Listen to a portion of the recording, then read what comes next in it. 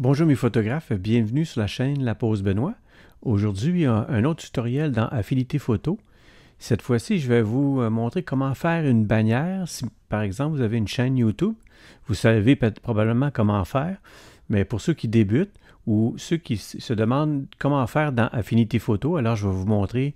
Ça peut être une bannière sur YouTube ou ça peut être une bannière sur un forum de discussion, peu importe, en sachant évidemment les dimensions à laquelle vous devez faire votre bannière, évidemment. Alors, je vous ai fait une espèce de diagramme dans Affinity Photo. À l'aide des guides, on a la dimension de la bannière pour l'ordinateur, la tablette et le téléphone. Alors, on a les dimensions en pixels, évidemment, pour ces trois plateformes-là. La plus grande plateforme étant l'ordinateur, on le voit ici, ça couvre toute cette superficie-là. Pourquoi qu'on a un rectangle ici en blanc plus grand? C'est pour, lorsque vous allez utiliser une photographie pour votre bannière, pour que ça ait la meilleure résolution possible. Puis après, on a la superficie pour la tablette et pour le téléphone. Alors, je vais vous montrer physiquement qu'est-ce que ça donne, puisque j'ai fait une nouvelle bannière sur la chaîne. Vous allez sûrement vous en rendre compte dans les prochaines journées lorsque vous allez consulter la page d'accueil. Alors, voici, j'ai changé la photo et le titre.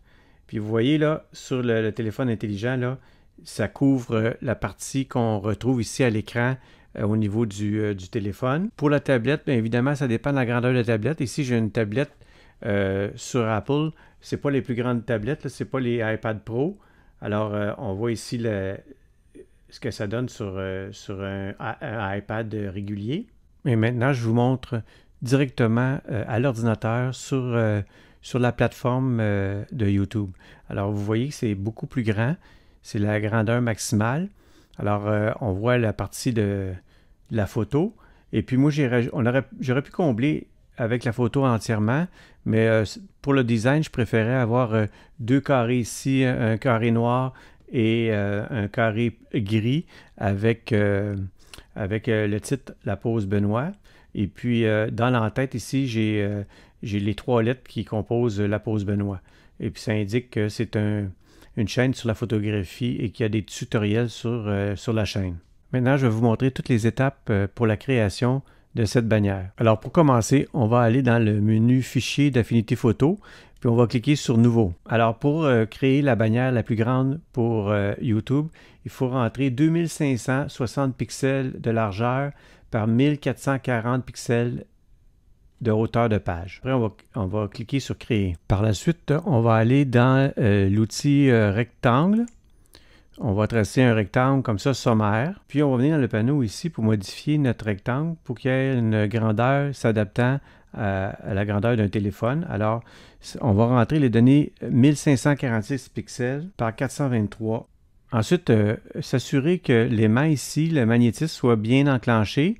Puis, on va venir sélectionner notre rectangle. On va venir le centrer par rapport à notre document. Par la suite, pour les besoins d'identification, on va venir apposer une couleur. Peu importe la couleur que vous choisissez. Voilà, on va en choisir une au hasard comme ça.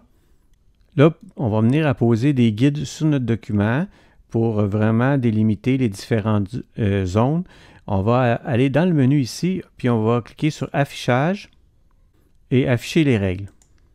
On va venir cliquer dans la marge gauche de la règle et on va venir glisser notre guide pour venir le buter ici sur la partie gauche du rectangle.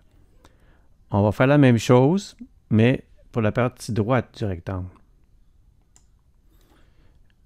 Maintenant, on va faire la partie du haut et la partie du bas. Pour résumer jusqu'à maintenant, on voit la partie rouge qui est vraiment qui s'adresse au téléphone. Puis si on continue la partie tout au long ici, c'est la partie qui s'adresse à l'ordinateur. Là, on va maintenant mettre les guides pour la partie tablette. On va se rediriger dans le panneau transformé ici pour modifier au niveau de la largeur. On va mettre 1855 pixels pour commencer à délimiter la zone de la tablette. Maintenant, pour appliquer, que ce soit la moitié à gauche et moitié à droite, vous allez dans le panneau alignement ici, vous cliquez sur centrer et appliquer. Et voilà, ça vient scinder en deux parties égales et on a la superficie maintenant pour le téléphone intelligent et pour la tablette. Maintenant, on va répéter l'opération pour mettre les guides pour la tablette.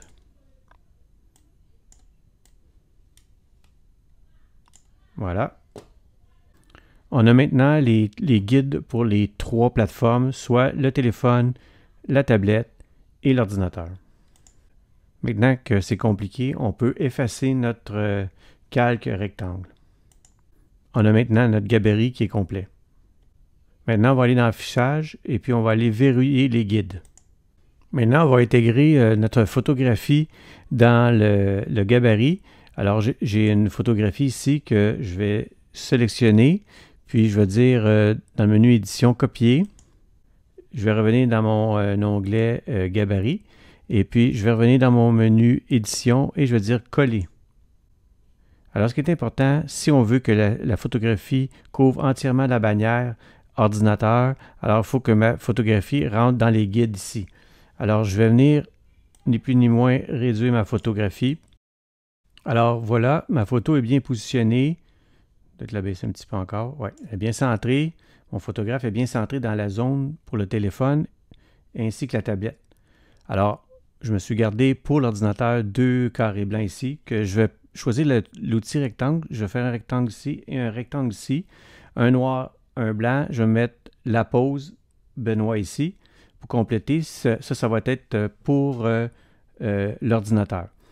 Ce qui est important aussi, c'est que tout ce qui est de texte important, que vous voulez que ça apparaisse sur les trois plateformes, il faut que ça rentre à l'intérieur de la zone du téléphone ici.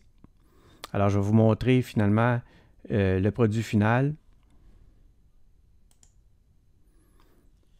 Voilà. Alors, on a la bannière complète ici pour l'ordinateur, la tablette et le téléphone. Alors, mon photographe avec LPB, qui veut dire la pause Benoît, photographie tutoriel, ça va être seulement sur, ça va apparaître sur les trois plateformes. Mais la pause Benoît ici, je vais centrer là. Alors, la pause Benoît ici dans le carré noir et le carré gris, ça apparaîtra pas, ça va apparaître seulement sur l'ordinateur. Ça apparaîtra pas sur la tablette et ça apparaîtra pas non plus sur le téléphone. Alors, lorsqu'on a terminé notre document, on va dans Fichier, on enregistre sous. Une fois que c'est enregistré sous, après, on va aller dans Exporter, exporter en JPEG. Alors, vous voyez bien que la bannière sur ordinateur, ça donne l'ensemble de votre mise en page. Maintenant, si vous voulez changer votre bannière, alors vous allez dans le menu ici Personnaliser et vous allez dans l'onglet Branding ici. Alors, vous avez ici Modifier et on vous le dit ici, là, pour assurer un bon affichage sur tous les appareils, utilisez une image de 2048 pixels